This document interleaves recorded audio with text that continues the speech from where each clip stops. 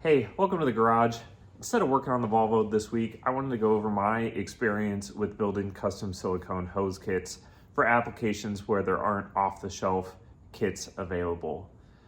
For a lot of cars out there, you can buy silicone hoses to replace crankcase ventilation lines, brake booster lines, some coolant lines, radiator hoses, heater core hoses, that sort of thing. Any car that has a strong following seems to have some sort of silicone hose kits out there. Some areas where silicone hoses are not recommended are anything that's in contact with fuel or oil, or even some of those crankcase ventilation lines. If there's a lot of oil vapor in them, there is a risk that the oil vapor can deteriorate the silicone, cause it to swell, cause it to crack.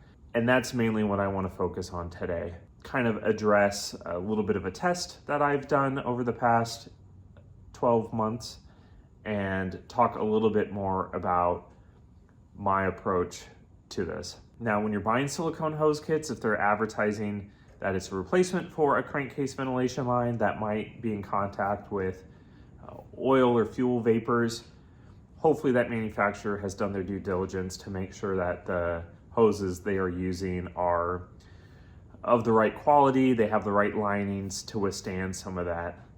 When I was building my custom kits, what I ran into is it either got very expensive or it was just hard to track down universal hoses that work for the applications I needed, that were easy to purchase, that were the proper lining. You can buy a whole assortment of sizes, different angles, different diameters. You can buy reinforced hoses. You can buy small vacuum line hoses. You can buy big vacuum line hoses. There is a whole variety out there. I was buying a lot through Pegasus Racing, and they offer a bunch of different sizes and different degree angles. You could get them in black, red, or blue. For me that wanted an original look, it ended up being hard finding black silicone hoses from sources where I could get all the sizes and angles that I needed. I specifically was trying to put a kit together for the Suzuki Cappuccino. So I had a Suzuki Cappuccino, and those vehicles are 30 plus years old now. So a lot of the original hoses are starting to crack, are starting to get hard, and are just delicate. And I wanted to go through and replace every single hose and use silicone. I wanted them all to be black so it looked original and didn't stand out. So every single vacuum line I replaced with silicone vacuum hose. Silicone vacuum hose comes in a bunch of different sizes. These are actually two of the larger sizes that I ordered, but they can get pretty small. These are just straight lengths, but they're flexible enough that you can bend them into different shapes. Most vacuum lines on your car that are small are going to be something that you can just recreate with any sort of universal hose fit for vacuum line. You don't have to buy special angles. The nice thing about the Cappuccino is there's a lot of T fittings and kind of F-shaped fittings that you could just hook up straight hoses to and not worry about needing anything besides just off-the-shelf hoses. You can also go through the entire parts catalog of the Cappuccino, and most of the vacuum lines, it'll list the size, and you can figure out the lengths pretty easily, so you know the quantity that you have to order.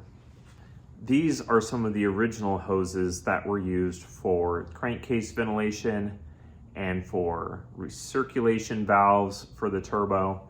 These are more complex shapes, and these are the ones where things really start to get interesting, because these do have oil vapor in contact with them, and the shapes mean you can't just use straight off-the-shelf universal hose like what we had just seen. What ended up allowing me to build my own silicone hose kits was taking different universal angles, trimming them down to the right lengths, using these aluminum connectors, and then Gates, same company that makes hoses, serpentine belts, also sell these heat shrink clamps. So what you can do is you can connect two different hoses together, put this clamp around the outside and heat it up just like heat shrink that you'd use for electrical.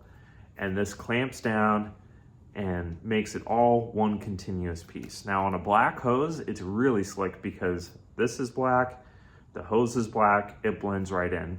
On a red or blue or any other color hose, it'll stand out a little bit, but it still allows you to make some pretty complex shapes. When I was building my cappuccino hose kits, what I had done is I went through the parts catalog and found out the lengths and the sizes of the vacuum hoses that I needed. And then I took all of the other turbo related, boost related, PCV related hoses, brake booster hose, took the originals off the car, measured them, and I actually, using Adobe Illustrator, because I'm a graphic designer and that's what I'm comfortable with, I laid them out 1-to-1 size. So I measured the outside diameter of the hoses, marked where the elbows would need to be cut, butt them up together, basically digitized every cut and angle that I would need to work with. I then printed this out at a 1-to-1 size. Then I could lay my hoses down on top of the printed off sheet and just cut where all of the ends were marked. A couple of those more complex hoses, it was nice having the original to compare to when I put those couplings together and I could orient everything correctly. But the final outcome turned out pretty good. I was able to create entire hose kit and have it ready to be installed. I put it on my own cappuccino. We had another local guy with a cappuccino. I put a kit together for him too. And then we put two kits together kind of as prototype kits. At the time, I was working with Garage 531, who we visited Kevin last week. He's one of the founders. I was designing a bunch of stickers for him, and I was looking at, is this something that might be an interesting side of the business for Garage 531?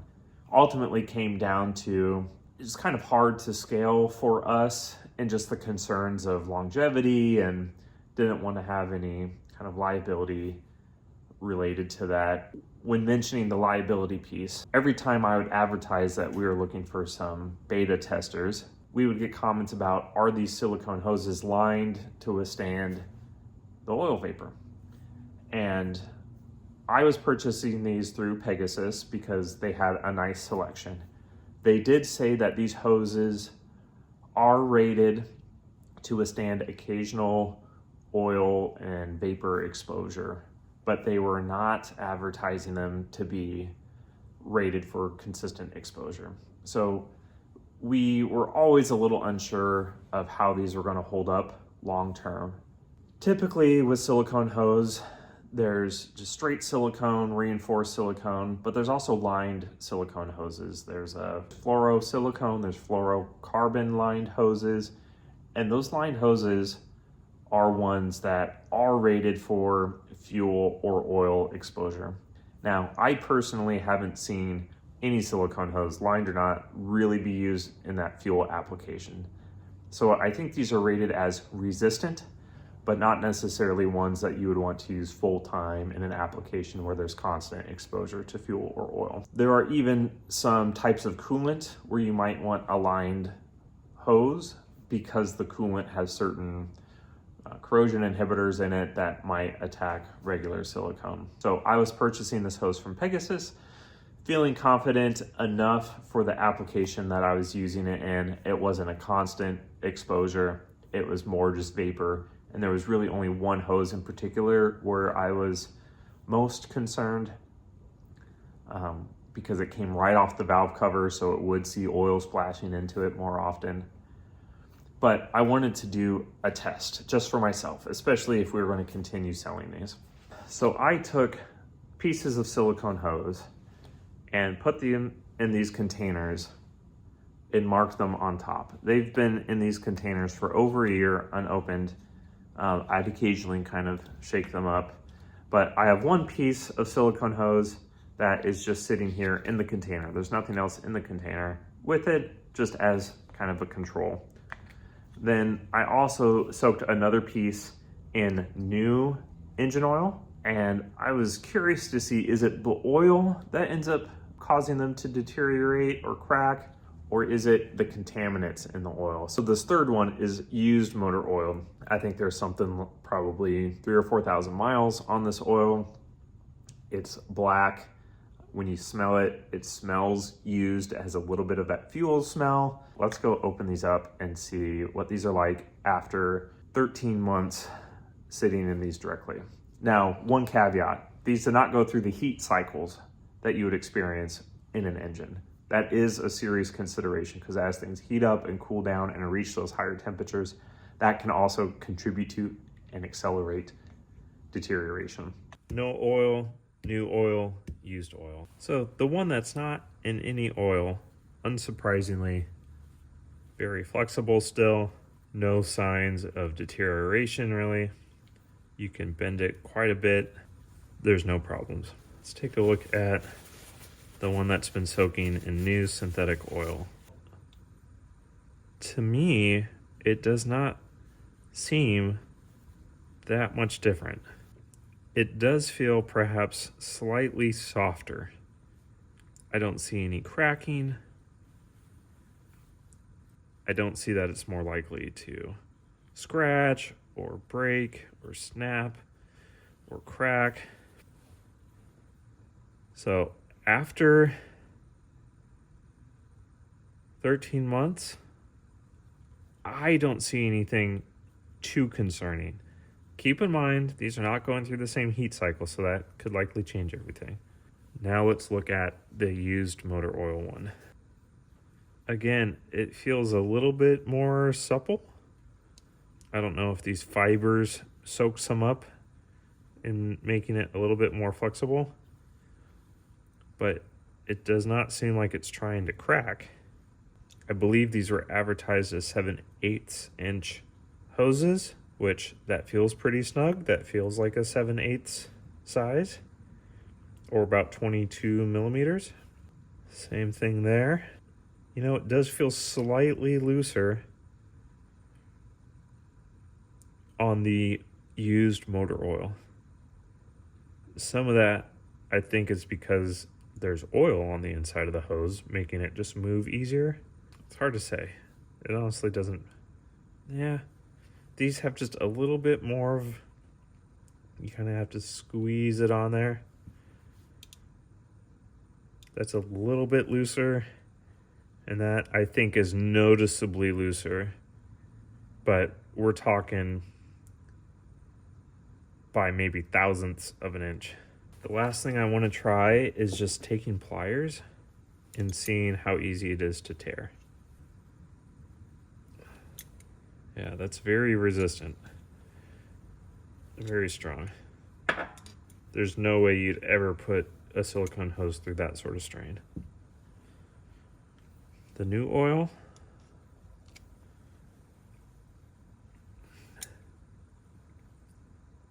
same thing, no cracks or tears forming. And the old oil.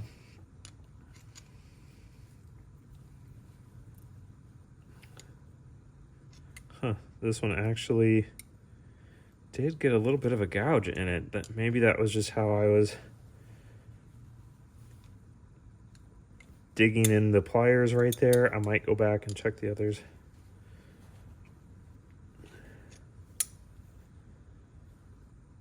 But it's not acting like it's incredibly brittle.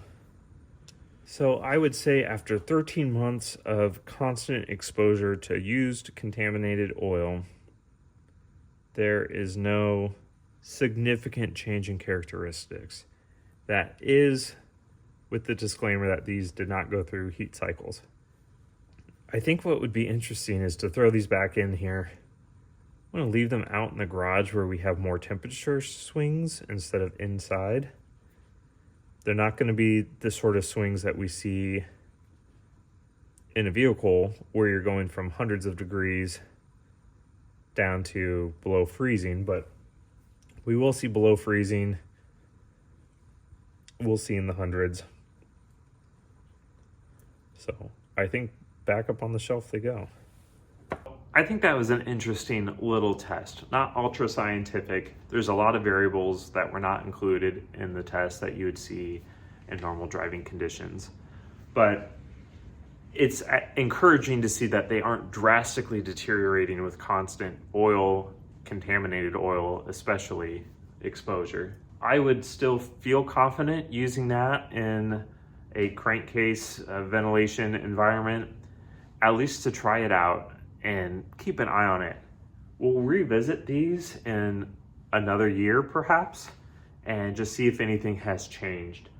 I might also try and brainstorm over this next year to see if there's any other kind of test that I can put them through to maybe simulate those heat cycles. I could put them on like a candle warmer and have that cycle on and off throughout the day. I'll include a link to Pegasus Racing in the description. They're not a sponsor. I've just have used them for various different parts. Silicone hoses, carburetor parts, they've got air filters, a lot of things for different racing applications. And they are the place where I discovered these silicone hose fittings and these heat shrink hose clamps. Hope you enjoyed watching. Thank you again. Please like the video, subscribe to the channel, comment below. I appreciate you watching. We'll see you next time.